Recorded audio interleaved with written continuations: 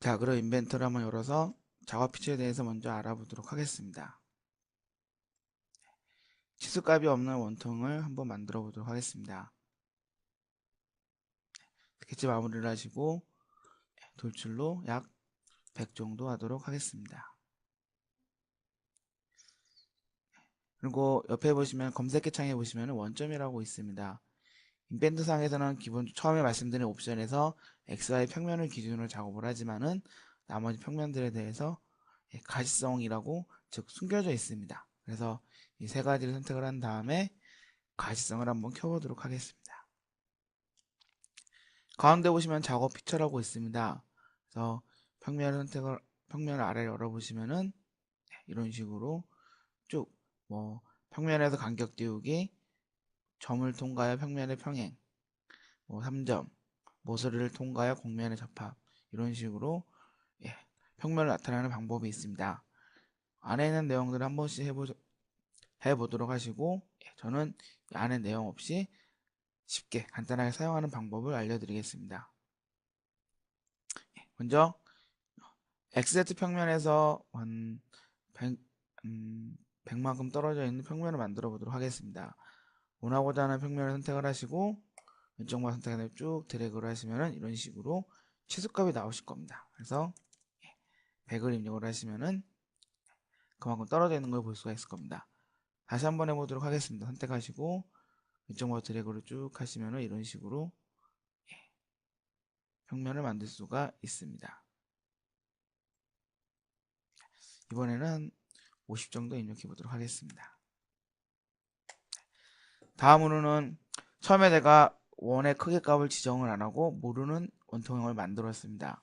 이 원의 평면에 그 평면이 닿아있는 면을 만들고 싶은데 방법으로는 치수값을 제어할 수 있는 방법이 있지만은 저희는 이제 원의 지름값을 모르기 때문에 얼마에 떨어졌는지 값을 알 수가 없습니다.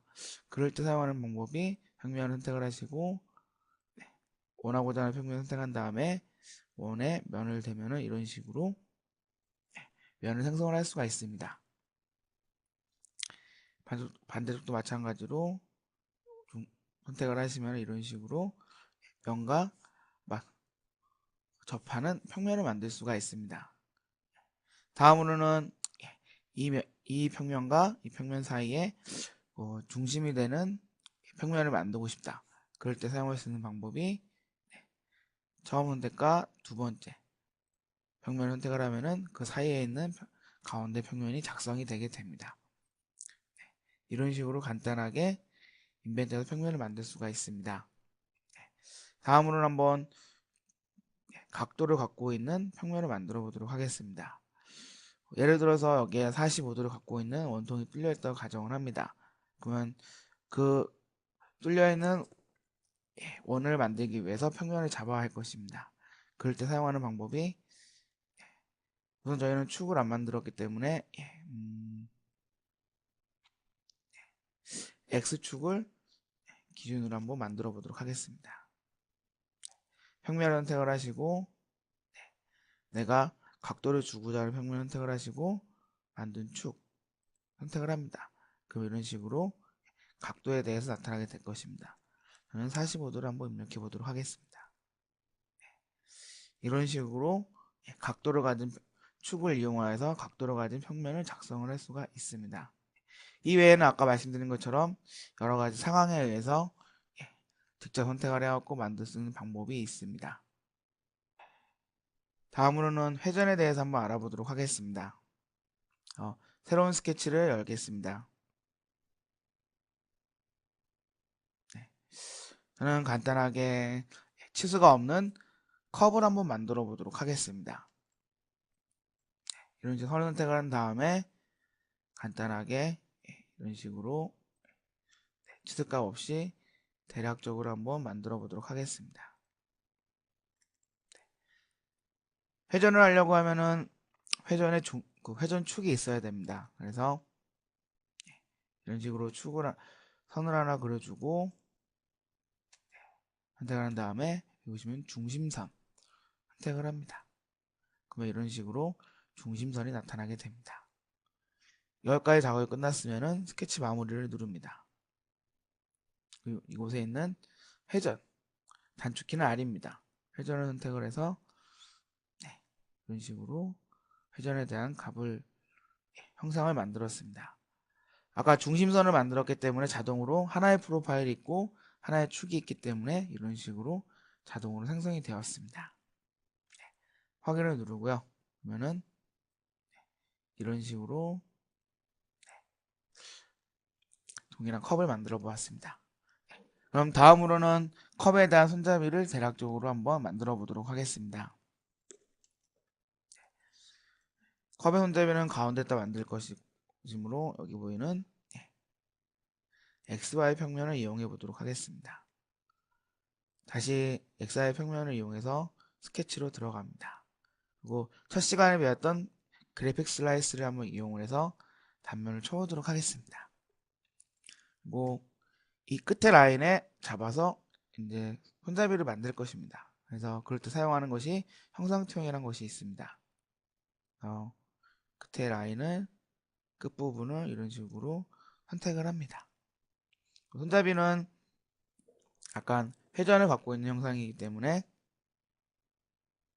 스플라인을 이용해서 대략 이런 식으로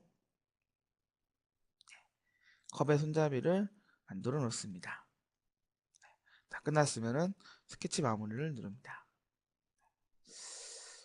컵의 대략적인 손잡이의 방향을 나타냈으니까 그 손잡이의 모형을 만들어야 될 것입니다. 그래서 이번에는 약간 비탈진 면이 있기 때문에 아까 평면, 방금 전에 배운 그 평면을 응용해 보도록 하겠습니다. 평면을 선택을 하고 이 면과 이 면을 이 선을 선택을 하면 이런 식으로 컵에 그 접하는 그런 평면을 만들 수가 있습니다. 그러고 나서 다시 스케치 작성을 하도록 하겠습니다. 우선은 간단하게 원형을 이용해서 선을 한번 만들어 보도록 하겠습니다.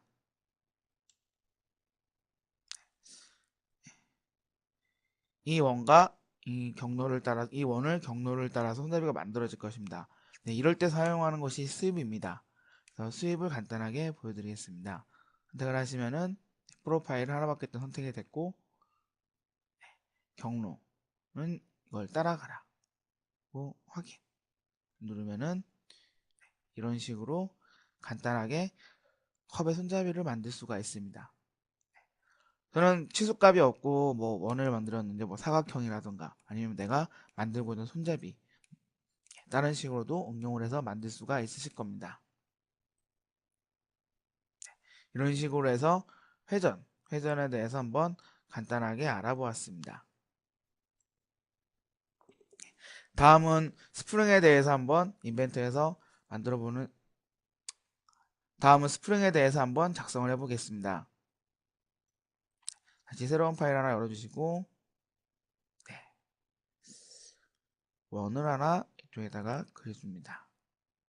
그 선을 하나 선택을 해서 스프링의 중심축을 하나 만들어 놓습니다. 아까와 마찬가지로 선택을 한 다음에 중심선을 만들어 줍니다. 그리고 이번에는 원의 지름값을 한번 입력해 보도록 하겠습니다. 10 그리고 거리값은 100으로 두도록 하겠습니다. 여기서 나온 파이 100은 이 선이 중심선으로 바뀌었기 때문에 즉 회전체로 인식을 하기 때문에 이런 식으로 파이로 나오는 겁니다. 다 끝났으면 스케치 마무리를 하도록 하겠습니다. 여기 보시면은 코일이라고 있을 겁니다. 그래서 선택을 합니다. 그러면은 프로파일이 하나이기 때문에 당연히 선택이 되어 있고 축 저는 아까 만들어 놓은 축을 선택을 합니다. 그러면 이런 식으로 스프링에 회전이 되어 있는 것이 보이실 겁니다. 회전 방향은 여기서 직접 바꿀 수가 있습니다. 다음으로 코일 크기 탭으로 넘어가서 뭐 피처 및 회전으로 하겠다 아니면 회전 및 높이로 하겠다 아니면 피치 및 높이로 하겠다 아니면 스파이럴로 하겠다 네 가지 중에서 하나를 선택하면 되겠습니다. 맨 아래에 있는 이 스파이럴은 한번 회전값을 주도록 하겠습니다. 이런 식으로 높이가 없고 옆으로 지나갑니다. 이런 현상은 모기장을 아마 연상하면 되시겠습니다. 모기장에서 제자리에서 회전을 나가면 점점 커지는 와요. 그럴 때 스파이럴을 사용을 합니다.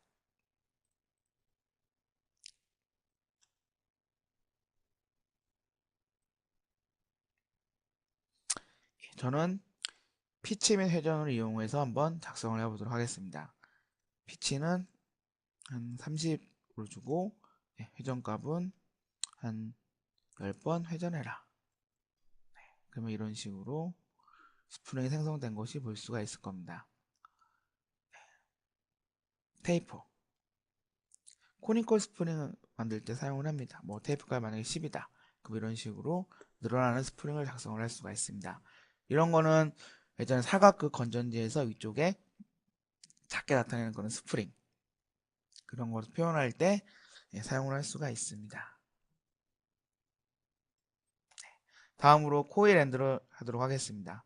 보시면은 시작과 끝이 있는데 시작점에서 기본값은 일반으로 되어 있습니다. 플랫을 하겠다. 그러면은 보시는 것처럼 플랫, 나는 90도까지 가기 플랫으로 가겠다. 그리고 90도 이후부터 점점점 피치 값을 가져서 스프링이 올라가게 만들겠다. 이런 식으로 사용을 할 때 쓰는 게 코일 엔드의 플랫입니다. 그래서 뭐 끝점에 닿이는 점이 플랫하다던가 아니면 시작점이 플랫하다던가 그럴 때 선택을 하면 되겠습니다.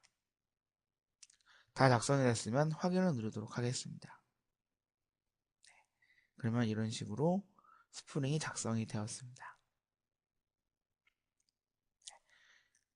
그럼 스프링을 끝내기 전에 한번 마지막으로 그 인장 스프링 한번 만들어 보도록 하겠습니다.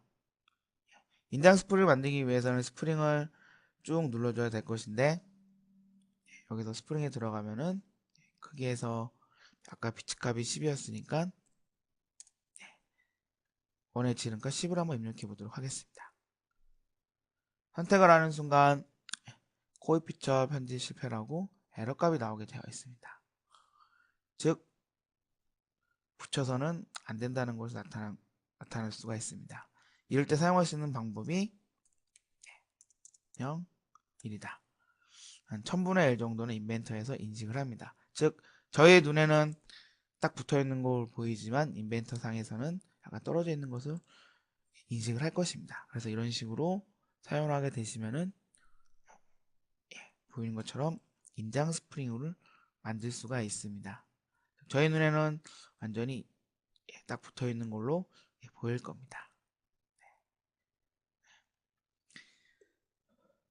이번 시간에는 작업, 인벤터에서는 어떻게 작업 평면을 만드는지, 그 인벤터의 회전을 어떻게 하는 것인지, 그리고 인벤터에서는 어떻게 스프링을 작성을 하는지에 대해서 알아보는 시간을 가졌습니다. 다음 시간에는 파트 디자인 네 번째 시간, 마지막 시간으로 아이 파티, 그리고 색상, 그 다음에 아이 프로퍼티스, 그리고 인벤터에서는 뷰를 어떻게 하는지, 그리고 단면 및 특정을 또 어떻게 하는지에 대해서 알아보는 시간을 가져보도록 하겠습니다. 감사합니다.